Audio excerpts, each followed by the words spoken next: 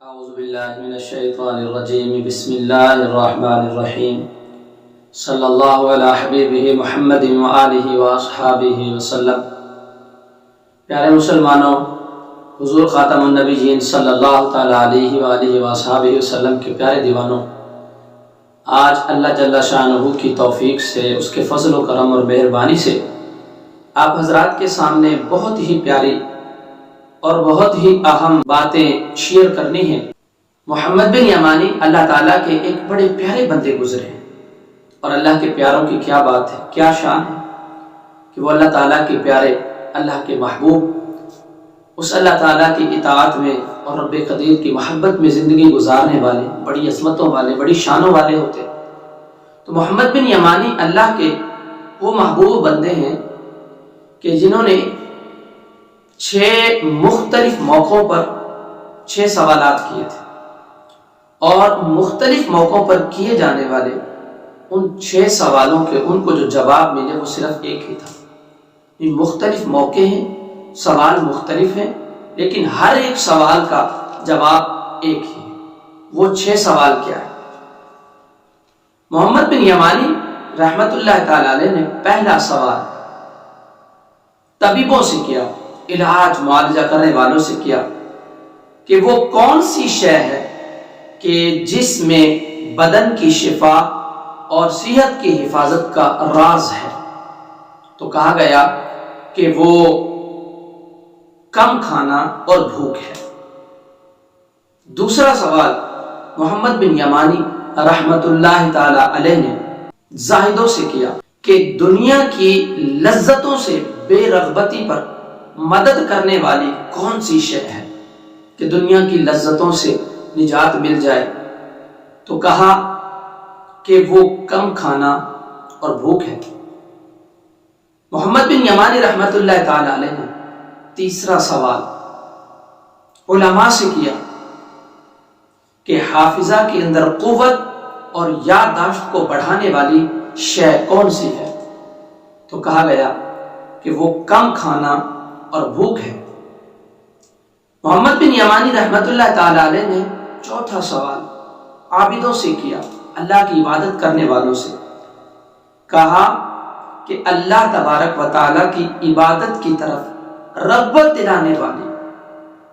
کون سی شے ہے؟ تو کہا گیا کہ وہ کم کھانا اور بھوک ہے۔ پانچواں سوال محمد بن یمانی رحمت اللہ تعالی علیہ نے حکماء اور عقلاء سے کیا، جو حکمت رکھنے والے اور جو صاحب عقل لوگ ہیں، فہم و فراست والے لوگ ہیں، ان سے سوال کیا کہ وہ کون سی شے ہے کہ جس کی وجہ سے عقل اور فہم کے اندر اضافہ ہو، عقل زیادہ ہو جائے اور سمجھ کے اندر اضافہ ہو، فہم کو زیادہ کرنے والی شے کیا ہے؟ تو کہا گیا کہ وہ کم کھانا اور بھوک ہے۔ چھٹا سوال محمد بن یمانی رحمت اللہ تعالی علیہ نے سلاطین اور بادشاہوں سے کیا کہ وہ عمدہ شے کون سی ہے جو کھانے کو لذیذ سے لذیذ تر بنا، کھانے کے اندر لذت پیدا کرتے؟ تو کہا گیا کہ وہ کم کھانا اور بھوک ہے۔ اب محمد بن یمانی رحمت اللہ تعالی علیہ نے جب ان 6 مختلف سوالوں کا یہی ایک جواب سنا کہ کم کھانا اور بھوک، تو پھر آپ نے یہ ارادہ کیا کہ کیوں نہ اللہ تبارک و تعالیٰ کی بہترین عبادت روزے کے ذریعے سے ان تمام تر فوائد کو حاصل کیا جائے، اور پھر وہ ہمیشہ روزہ رکھنے لگے اور صائم الدہر ہو گئے۔ اے پیارے مسلمانوں، ذرا غور کیجئے کہ یہ 6 سوال ہیں، سب کا ایک ہی جواب ہے۔ ذرا غور تو کریں، اگر آج ہم چاہتے ہیں کہ ہمیں بدن کی شفا نصیب ہو، ہماری صحت برقرار رہے، ہمارے حافظے کے اندر اضافہ ہو، ہماری یادداشت قائم رہے، اس کے اندر برکت ہو، ہماری عقل بڑھے، ہماری سمجھ کے اندر اضافہ ہو، اگر ہم چاہتے ہیں ہمیں دنیا کی لذتوں سے بے رغبتی حاصل ہو جائے، دنیا کی لذتوں سے جان چھوٹ جائے، ہم چاہتے ہیں کہ ہمیں اللہ تعالیٰ کی عبادت کی طرف رغبت ہو جائے، تو ہمیں چاہیے کہ ہم کم کھائیں اور بھوک کے ساتھ کھائیں۔ حضور خاتم النبیین صلی اللہ علیہ وسلم کے پیارے دیوانوں اکثر و بیشتر حضور صلی اللہ تعالیٰ علیہ وآلہ وسلم بھوک میں رہنا پسند کرتے تھے اور شکم سیر ہو کر آقا علیہ الصلوۃ والسلام نہیں کھاتے تھے، اور حضور علیہ الصلوۃ والتسلیم نے اپنی بھوک اور پیاس کا اظہار اس انداز میں بھی فرمایا کہ آپ کریم صلی اللہ علیہ وسلم نے اپنے شکم مبارک پر بھوک اور پیاس کی شدت کی وجہ سے پتھر بھی باندھے، اور صحابہ کرام حضور علیہ الصلوۃ والسلام نے بھی حضور علیہ الصلوۃ والسلام کی اتباع میں ایسا ہی کیا ہے۔ تو ان تمام تر سوالوں سے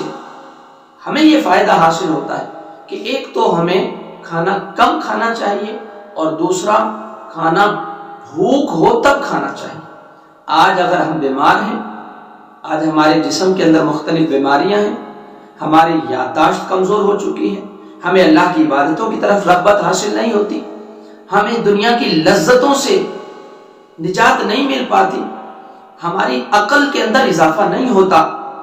ہمیں کھانوں کے اندر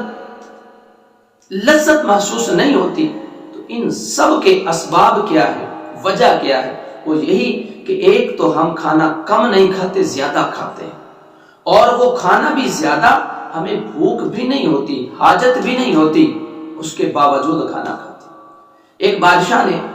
ایک طبیب کو حضور علیہ الصلوۃ والسلام کے پاس بھیجا صحابہ کرام کی دیکھ بھال کے لیے، علاج کے لیے۔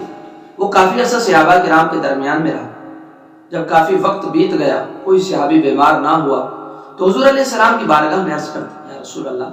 آپ مجھے اجازت مرحمت فرما دیں کہ میں واپس چلا جاؤں، کیونکہ مجھے تو اس لیے بھیجا گیا ہے کہ میں آپ کے صحابہ کا علاج کروں، میں تو ایک طبیب بن کر آیا ہوں، مگر یا رسول اللہ اتنا عرصہ ہو چکا کہ میں نے کسی کو بیمار ہی نہیں پایا۔ تو حضور علیہ الصلوۃ والسلام نے ارشاد فرمایا کہ میرے صحابہ بیمار نہیں ہوتے، کیونکہ یہ کم کھاتے ہیں اور بھوک کی شدید حاجت ہوتی ہے، اس وقت یہ کھانا کھاتے ہیں، اور اس وقت بھی شدید بھوک کے باوجود بھی شکم سیر ہونے سے پہلے کھانے سے اپنے ہاتھ کو ہٹا لیتے ہیں۔ یہ شدید بھوک ہو اور اس کے باوجود بھی بندہ تھوڑا کھائے، تو پھر اس کا فائدہ کیا ہوگا کہ یہ تمام تر فوائد کثیرہ بندے کو حاصل ہو۔ اور پیارے مسلمانوں، رمضان المبارک کا مہینہ ہے، اور روزے کی جو روح ہے نا، روزے کی روح وہ بھوک ہے۔ جس طرح ہمارے اس جسم کی روح نے اس جسم کو زندہ رکھا ہوا ہے، اسی طرح روزے کو کامل کرنے والی، روزے کو باکمال بنانے والی جو اس کی روح ہے وہ بھوک ہے۔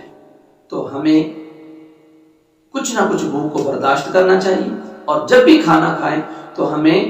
بھوک کے ساتھ کھانا چاہیے، اور اس بھوک میں بھی شکم سیر نہیں ہونا چاہیے۔